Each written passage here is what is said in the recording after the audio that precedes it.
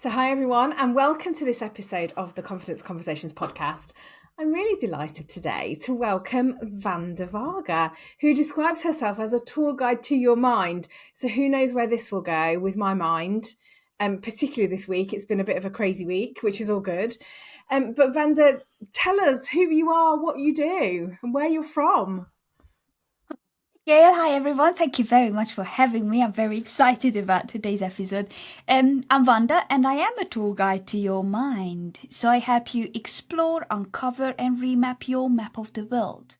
So the way how you think, how you feel, how you communicate, how you behave, how you experience life all together. So then you can navigate in your thoughts and in your feelings with a bit more clarity, confidence and perhaps a bit of ease. Yeah, I love that. And Vanda, you're a trained master practitioner, aren't you, of NLP? I am indeed. Before we And the go trait. into kind of the whole confidence piece, talk to us a little bit about NLP. And for those that maybe either don't know what it is or have been thinking about doing something with NLP, tell us a little bit about that. Oh, where do I start and how long do you have? NLP is a huge topic indeed. And it's something absolutely magical and something that I could talk for ages about. Um, NLP is often described as the user guide to the brain.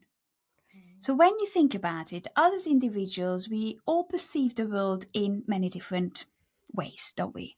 We all go through different life experiences, we through events through different lenses or filters, if you like. And we are also all defined in different ways at many different neurological levels, which I'm not going to go into just now. But what that means is that every single experience that we have as human beings are going to be very unique to the individual and it will be differently structured. And NLP is basically the study of that structure of how we see the world, and it's also the study of excellence. So how we can do things the best way possible. But if you ask me, that's the official answer. If you ask me, NLP is pure magic. Because apart from it giving you all these principles and tools and techniques that you can use to better yourself and help others do the same, it also gives you an absolutely wonderful attitude towards life. Is that attitude of curiosity. It's about seeing or living your life the way it best suits you. It's about lifelong learning, getting curious about what else can I learn about the world. It's about knowing that there is no failure, only feedback. We can either succeed or learn or do both at the same time. It's a double win. Better, even Isn't, better. Yeah. and isn't that magical? So it's not like getting your magic wand, wave it around kind of magic, but the impact of living the life this curious way. Now that for me is magical. Yeah, and I did back in lockdown because my business wasn't very old. I did my practitioner NLP practitioner training, and of course it was all online. And I know that I probably would have benefited from doing it with somebody like you, but at the time I didn't really know anybody, and I was like, oh, I need to do something. It's lockdown, and there was a couple of things that really stood out for me. There was definitely this piece around curiosity, which I think generally I am quite curious as a coach anyway. But there was also this piece about the map is not the territory, and your map of the world is very different to everybody else's.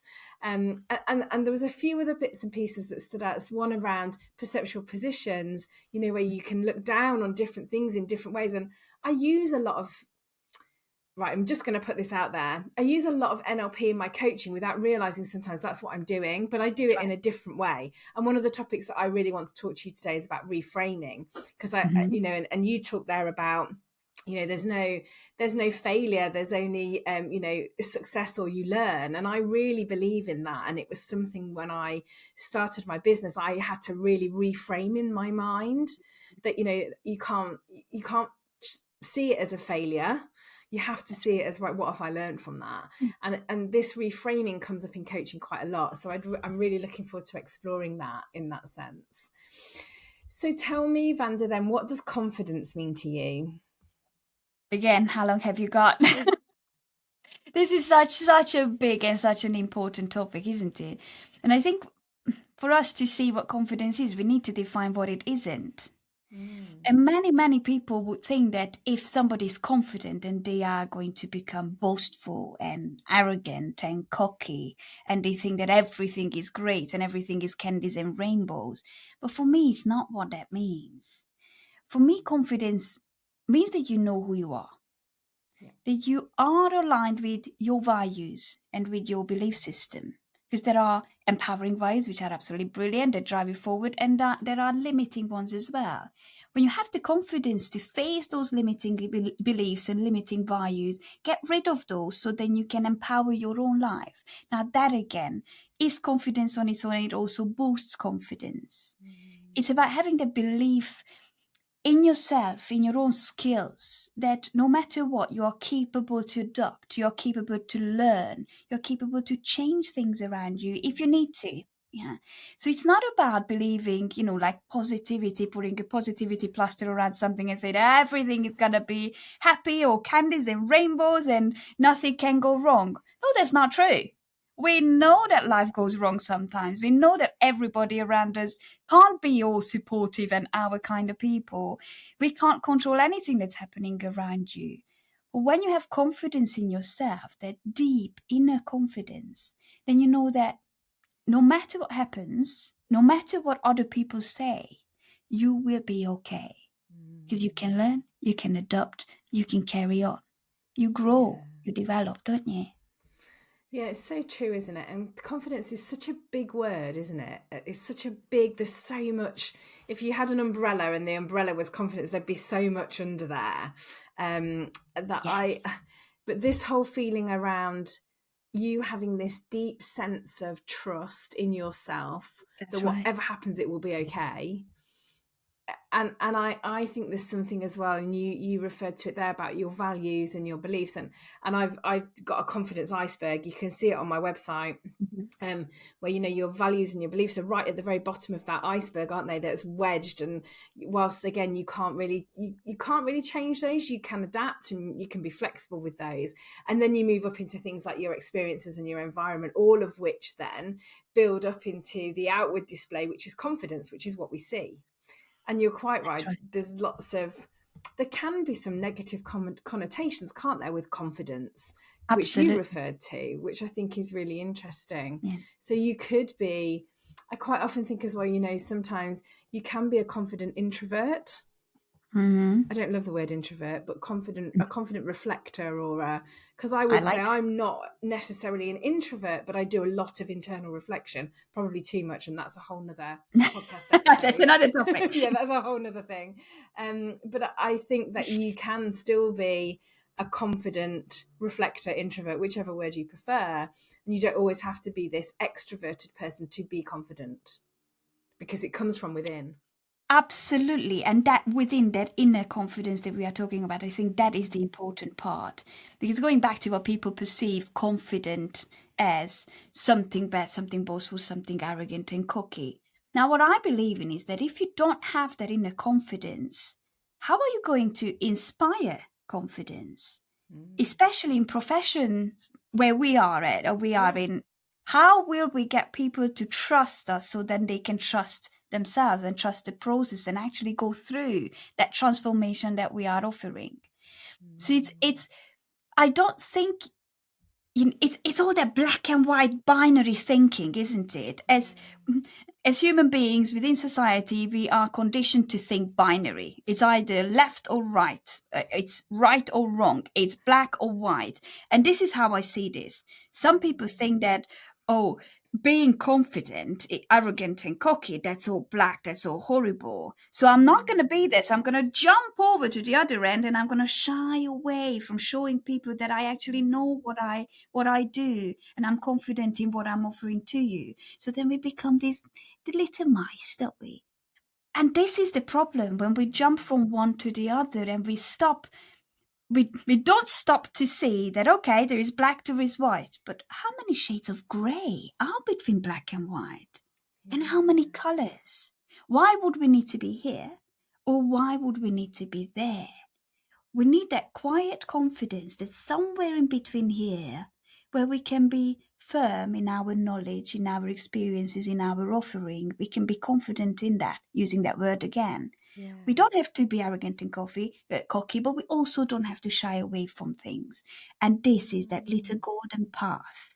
This is where we want to be. So we can inspire that confidence, don't we?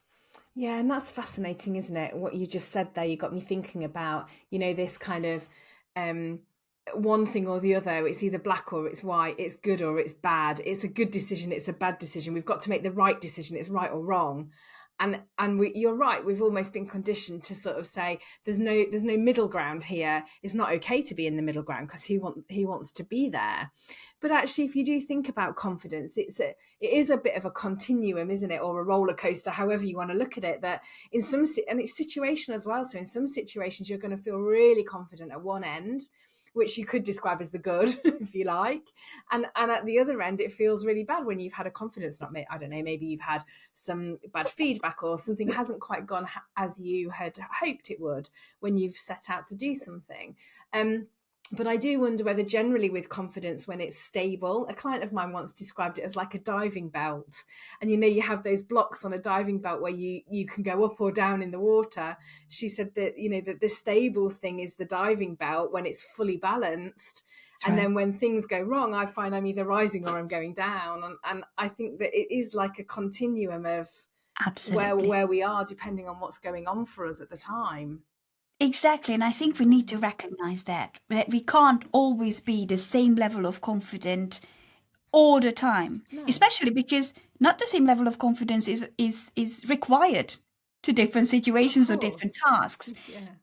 It's just about acknowledging your wins, acknowledging your achievements, acknowledging those personality traits that you already have, and have that baseline of confidence. So when our mind plays tricks on us, because it does, we have something to come back to, something to look back on, maybe a list of things, of your amazing values, or everything that you've achieved, all the things, the positive things that people say about you, something black and white evidence, if you like, that you can come back to and have a look at and say that, yes, my mind is playing tricks on me. It's asking me whether I am good enough, whether I am doing enough, whether I am on the right path.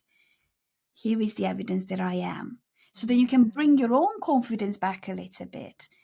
And it's not even a question of if your confidence ever drops. Yes, it will. Of course. Let's be honest. Mine does. I don't know about yours, but I'm pretty sure yours does too. I mean, yeah. Yeah, and it's just seeing that this is absolutely normal. This is who we are as human beings. And of course, our confidence will drop before or during big things, like when we start learning something new, when you go and you start studying something new, you start a new job, you become a parent, I don't know, all sort of different things. Of course, your confidence will drop. You will feel those imposter thoughts and feelings, won't you? Yeah. You feel that I don't really know what I'm doing. But when we acknowledge that that kind of confusion is part of the learning process, we can welcome it. And being confused can actually boost our confidence and know that that's amazing. I'm confused. That means that a breakthrough is coming. Yeah. I'm doing something different. Everything has been thrown up in the air and now things are falling back into different place. And some things will fall into the bin, thank goodness, and other things will appear. And that can give you the confidence that, yes, I'm growing, I'm evolving, I'm changing. And that is amazing, isn't it? Totally amazing. And in that space where things are falling and things feel really uncomfortable, that for me is where your curiosity pays off, right? Because then you're curious about, what am I thinking about that? Why am I thinking about that? What is that trying to tell me? Rather than you going, oh, I'm not sure about this. This isn't going to work for me. If you're more curious about what you're thinking, that's then more helpful in that process, I think, of when things start to feel new. I think, I mean, we could literally be here forever. I say this to all my guests, but we literally could, because there's a couple of things there that you said that I wanted to come back to. The first one was around your mind playing tricks on you, right? And this is fascinating, isn't it? Because for me, this would be what the inner critic does, right? So the inner critic, and there is another podcast specifically about inner critic, but definitely I've had some of that this week, something that's happened which we don't need to go into, but like you said, we all have confidence knocks. It's taken a knock, but I have had to go back to that. What is the black and white stuff here? What is the evidence? just to quieten down the noise, the inner critic noise. Betty, my inner critic's called, and just to quieten her down and say, it's all right, Betty, you know, I hear you. I know you're only trying to protect me. Yeah, because that's the role that you've been given.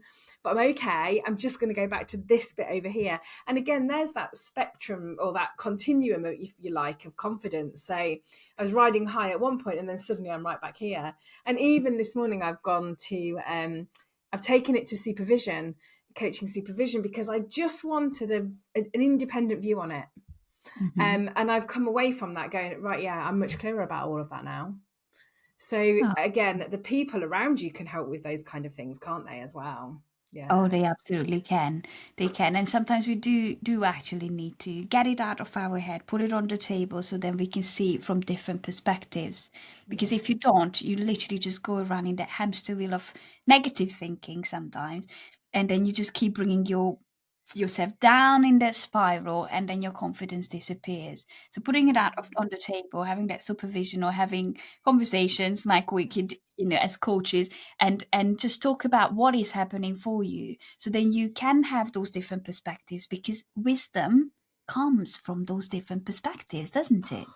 Yes, and that is why I love the kind of things that we do in coaching and training and that, because there's not anything I come away from where I've not learned something new, or I'm not taking something from that session into another session, or a conversation I've had where I go, oh, I was talking to somebody the other day and we talked about this, and it sparks another thought or another conversation. And I mean that's where we do a lot of our learning, isn't it? Anyway, Oh God, yes. from that side of things, definitely. I even say that while I'm the NLP trainer and I teach my certified NLP practitioner courses, this is actually my learning ground. Every time I do a course, I learn so much, not just about the topic itself, with every single question that all those people ask, and different participants, different questions. So I learn about the topic. I get those cogwheels going in a different way, which I love. And I also learn about myself. And that's training, that's one-to-one work, that's company workshops that we do, isn't it? And it's just every single time I feel that I'm learning something new. And I also say very often actually, that the day when I feel that I haven't learned anything, I want that to be my last day on this earth. Because after that, it's all boring. Yeah, because what's the point? What is the point if you... Yeah, look, every day's a learning day, and it's a really cheesy saying. Every day's a school day, isn't it? But if it wasn't, it'd be boring, wouldn't it? And why would we? Yeah, why would we choose to not want to learn, or not want to interact, or not want to be challenged about our thoughts or our opinions? And when I say challenge, I maybe mean stretched, if the word challenge In a doesn't positive way. sit right with somebody. But yeah, I don't know. I mean, even this morning, back to the supervision thing, my supervisor is very different to me, which I love, because he has a very different way of challenging me. But does it in the right way. But I often walk away thinking, oh, okay, right. Yeah, okay. And I always make sure I leave some time either side of supervision as well, so I can go off and I can process it and really think about where have I been challenged. Yeah, and if it feels uncomfortable, back to that again as well. Why did that feel really uncomfortable? Back to that Curious curiosity about piece. it. Exactly. You need to get curious about those feelings, because they are telling you something about yourself. This is nothing more but a learning opportunity again about yourself. Yeah. Could I just go back to that thing that we said, being curious about the world and lifelong learning, and so much is out there for us to learn. Because I think it's really important for us to acknowledge that huge ocean of different things that we could learn can be something very exciting, and we can get really, really curious about and learn as much as we can. But it can also become daunting, and it can also knock our confidence back. When we start comparing ourselves to everything we haven't learned yet. And that's an ocean, that's bigger than an ocean. And we will only learn little drops of it in our lifetime, because there is just so much to learn. And this is when I say that if you want to have a healthy amount of confidence, you want to have a solid foundation of confidence, it's not enough to keep looking at what is out there that I haven't learned yet. But what we as human beings are not very good at, or conditioned not to be very good at, is turning back looking back at what we've already learned. What are those little drops that are in our little puddle, which is actually a lake or a sea even? And once you turn back and you start looking at all the things that you've already accomplished, already developed, already learned and gained, then that is going to give you that solid foundation that you want to leave your castle, build your castle on. Because if you just keep looking that way, then what you're doing is trying to build a castle on quicksand with water running underneath it. Now, is it ever going to stand? It's like being on the beach as a child, digging a sandcastle and the water is coming in. There's 2 points in that for me, actually, that I resonated with me. One was about, and I can be guilty of this in some cases because I love so much learning. You do a lot of collecting, don't you? That's right. And I hear a lot of times my clients will say, when I've got this, I'll be able to do this. And when I've got this, and it's almost like the carrot and the stick. And actually you never quite get to the carrot because it's just out of reach because it moves every time. You're taking that carrot further and further away. How on earth could you reach it? Yes, exactly. And there's something for me about, there comes a point where you have to stop collecting and you have to go off and take action. And then there's also the point that you said about turning back and looking back at what is in your drop, in your lake, or, you know, your part of the ocean. And for me, that links directly to the comfort zone, because I think we're told, step out of your comfort zone because that's where the magic happens. And I agree with that, but I also think we need to go back to our comfort zone to process what we've learned and to understand it and to put it into practice so we can go out and stretch again.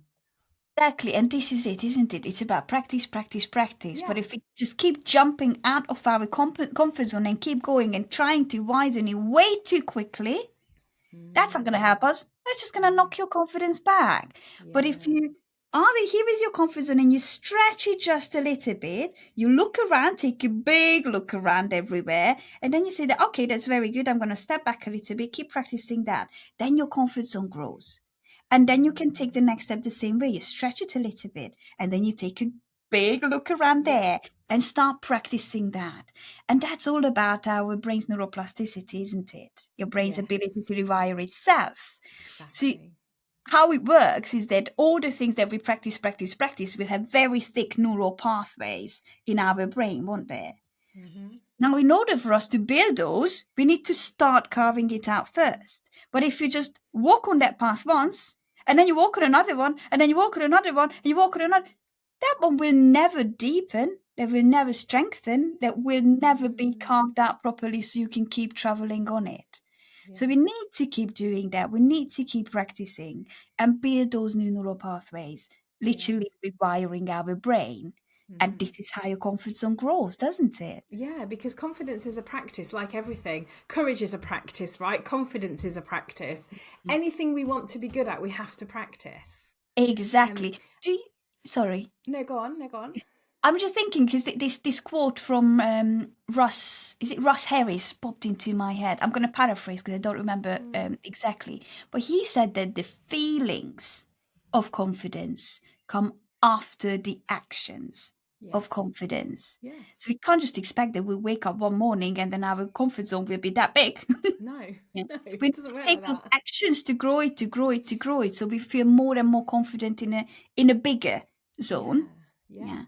And then we feel confident to step out into the learning zone. Exactly. Yeah. And that's why I think in some cases, I mean, Brené Brown talks a lot, doesn't she, about courage and comfort, and she doesn't really talk about confidence, but to paraphrase her a little bit, or to adapt what she said is, I don't think you can actually get to confidence without courage. Because you're right, you're not going to wake up and go, right, I feel confident to go off and do this thing. If it's brand new and you've not done it before, you're going to have those, like you said, imposter kind of feelings, aren't you? About, oh, can I do this? Am I good enough? All of those things that go on when you're going off to do something new. And I think that courage almost comes before the confidence piece. That's right. And then you're right, you do it. Yeah, you feel confident. So you feel more confident to go off and do it again, even if that's with a few tweaks. Exactly. I think we have this saying in Hungarian. I'm going to share it with you because it makes everybody laugh every time I share it. So we say that you can't just sit on your sofa and wait for the grilled pigeon to fly into your mouth. It's so true. The visual image that brings along with that. That's But amazing, it's isn't so it? But no, it's you so need to get up true. on it. That's right. You need to get up on Yeah. this sofa. You need to go out there. You need to catch that pitch and you need to grill it. You need to serve it and then you get to eat it, don't you? You Yeah, need to do the exactly. action for you to Yes. feel good about it. Yeah.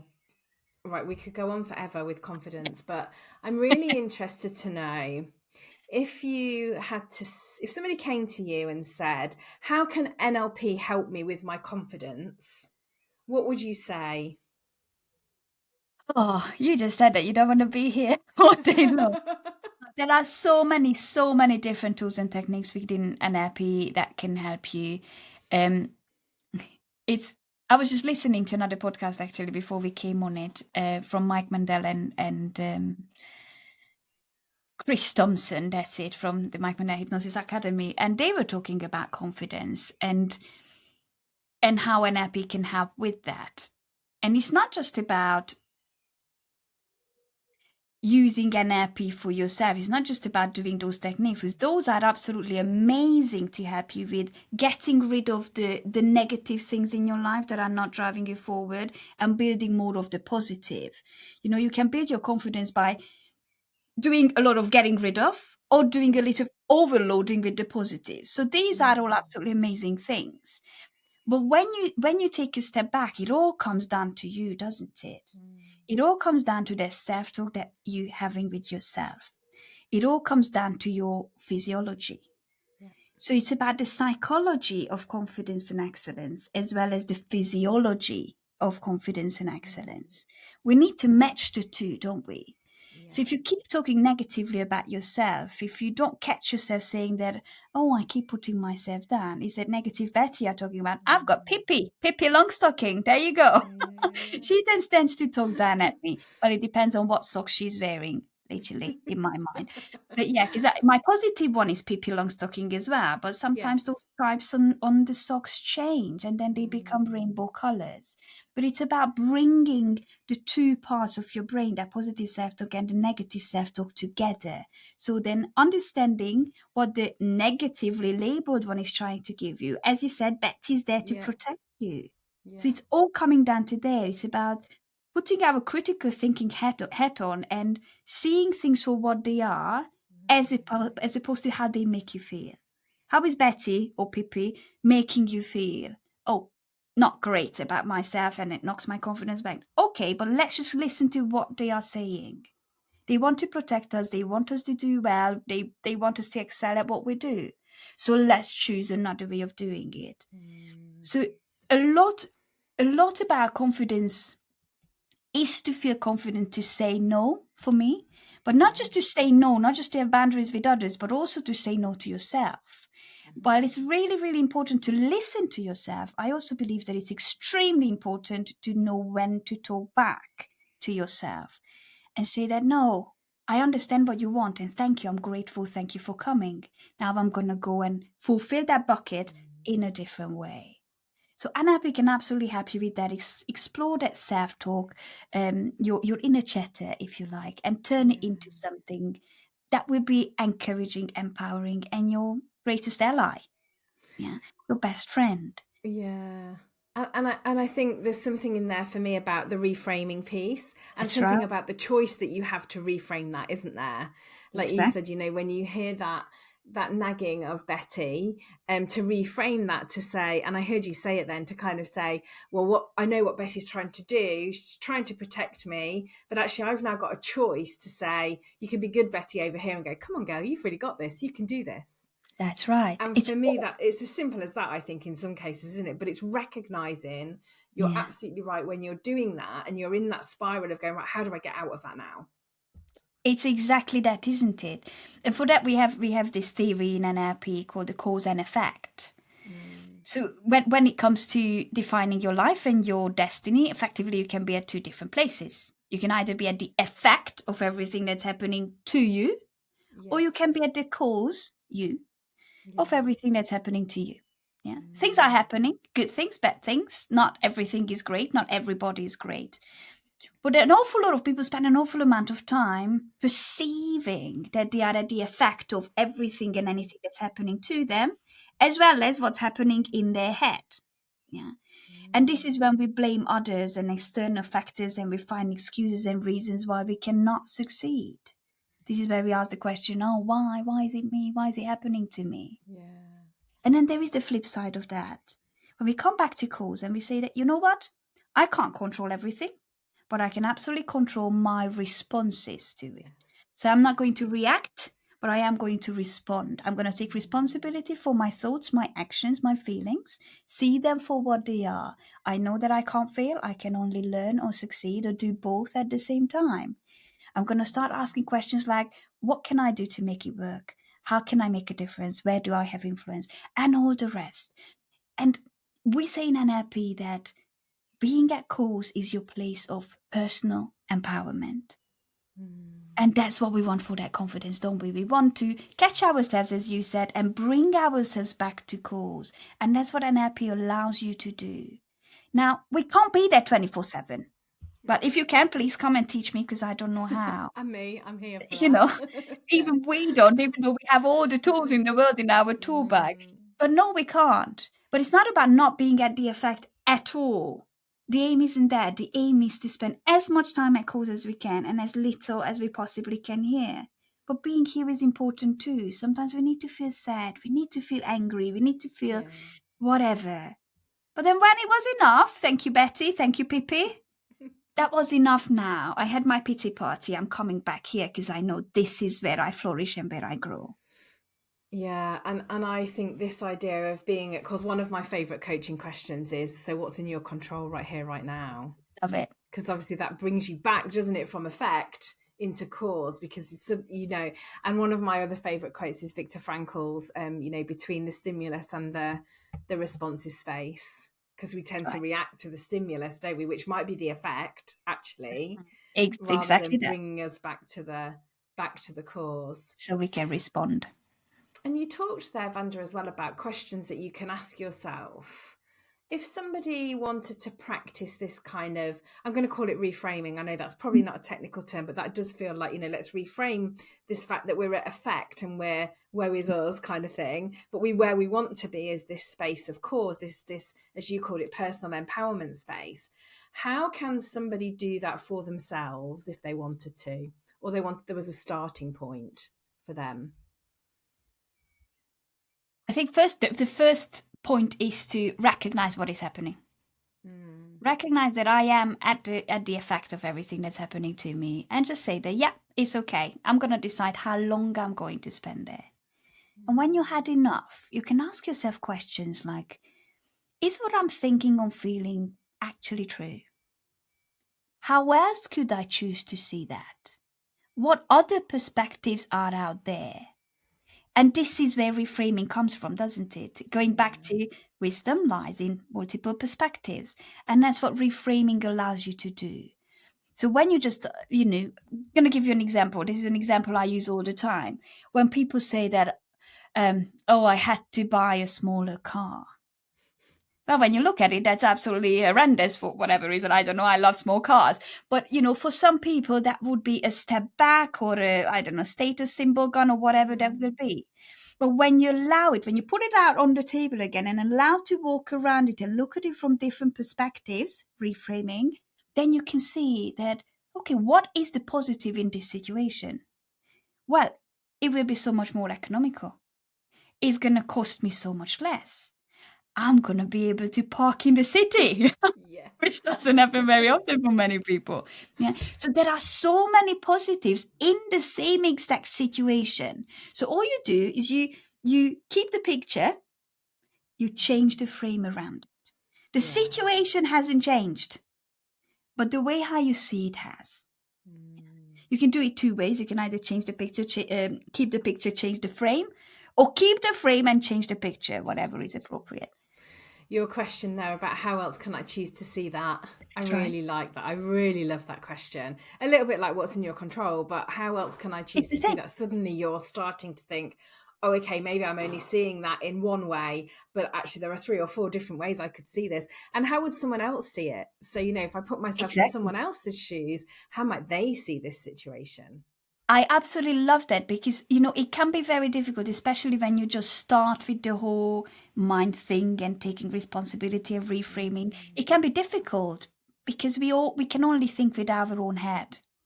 So Yes. practicing to think with other people's head is, again, practice. Is something Yeah. new, something we need to learn. And this is when I try to use or tend to use this little trick, is to ask people to think about somebody else and borrow the way, just borrow for now, the way of how they would see the situation. How would your best friend see it? Or what would you say to your best friend? Yeah. How would, I don't know if it's a business challenge or whatever, how would a company that you really admire, you look up to, and you feel they are really successful, how would they look at this? How would they answer these challenges, these questions? How would they resolve the issue? What would my coach say? What would my tour guide to you, my mind say? You know, all these sort of things. So you can borrow other people's perspectives. And this is going back to perceptual positions that you mentioned at the Yeah. beginning, is going into other people's shoes, sitting on their chair and seeing the situation from a different perspective. Because it's all coming from your inner wisdom anyways. Those Yeah. people are not there. And this is what we fail to see, is that when we recall what other people would say, it's not theirs anymore. It's yours. It's already coming from within. So that's just strengthening your belief in yourself. Even if you borrow somebody else's point of view. Yeah. Because often we hear ourselves say, don't we? Oh, I wish I could be more like this person because they would respond very differently And to be. this. Yeah, you can totally see how that works. So then there's the okay, so borrow their thinking just for a second, That's borrow right. their shoes for a second, stand in them. What does it look like? What does it feel Exactly. like? What is it telling you? What would Betty be saying to that person? And this whole thing about, what would you say to your friends? I mean, I think we all know that the things we say to ourselves we would never say out loud to other people, would Never. we? That's right. No, it's And you know, crazy. NLP is actually based on modeling.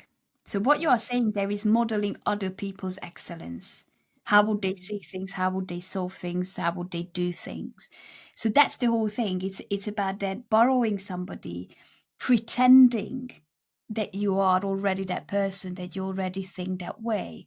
I'm not talking about fake it till you make it, because I do Oh not God, believe no. in that. Neither It's do not I. about faking it.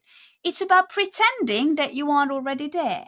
And then you keep pretending and you keep pretending and you keep pretending until you stop pretending that you are pretending, because it becomes your reality. Because those neural pathways, mental rehearsal, those neural pathways has already been established. Yeah. So Yes. you can change your brain, the structure of your brain, by pretending or borrowing somebody else's excellence, if you like. And I quite often think about the whole fake it till you make it, which I detest as well. It's not sustainable for a start. But also I quite like to think of it as act as if. So if you are going to play a character, so think about Mm-hmm. your favorite film star or your favorite, I don't know, soap star or whatever. And that what do? They practice and practice and practice until they become that person. And in some cases, we know the character's name and details. I mean, we think we know them, but we don't know anything about the person that's playing them.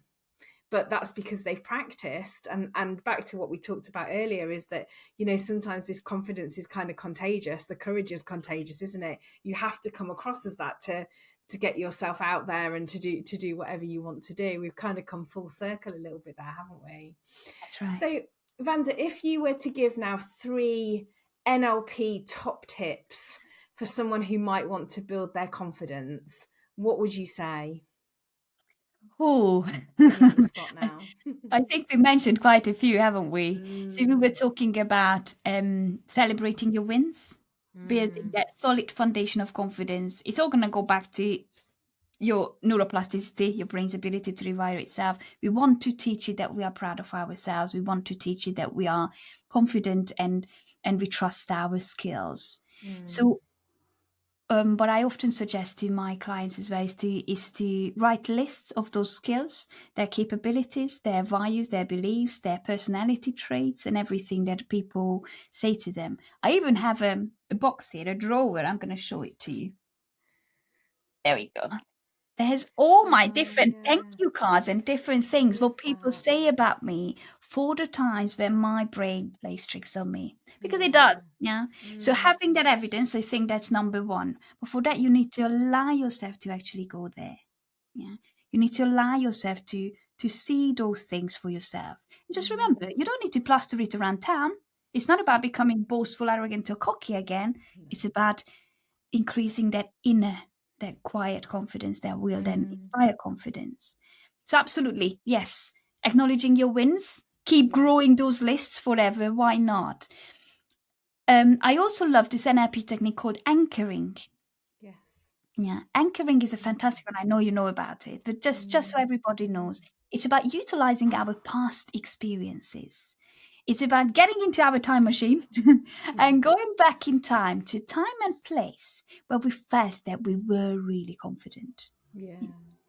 As confident as we possibly can be. Even if we don't believe that that is the most confidence we can be at this time, it's not about that. It's about utilizing it so then we can build on it.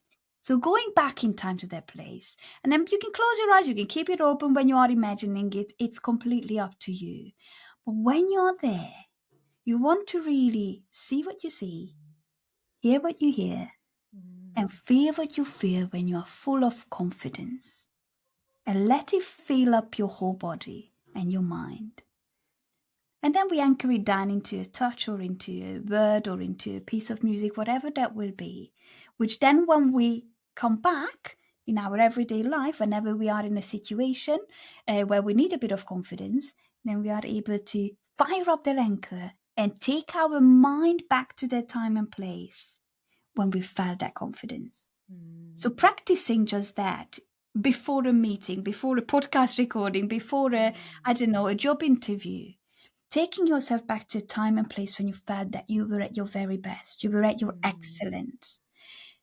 And just seeing what you see, hearing what you hear, feeling what you feel, get yourself into that psychology of excellence that will give you such an advantage at that interview or whatever that will be. But you also need to match it. And that's, I think, the last point. Apart from reframing, because we could talk about that. Yeah. The last point that I want to say, going back to the physiology of excellence. We can't feel confident when we are down here, can we? We are actually going into our kinesthetic and our self-talk, and we are talking down at ourselves. We are feeling all those bad emotions. We might want to watch Amy Cuddy's TED Talk about the power poses and go back. How can we create that amazing physiology of excellence when you bring your shoulders back, when you open yourself up wide, bigger to the world, take up a bit more space in that world, and most importantly, put a smile on your face. Because whatever we do with our body is a direct instruction to our brain. If I physiologically pretend that I am confident and I'm happy, it will give the signals to my brain that, yes, this is how I'm feeling. It's going to make it happen for you. So why not do it that way? Another important element of that will be your breathing.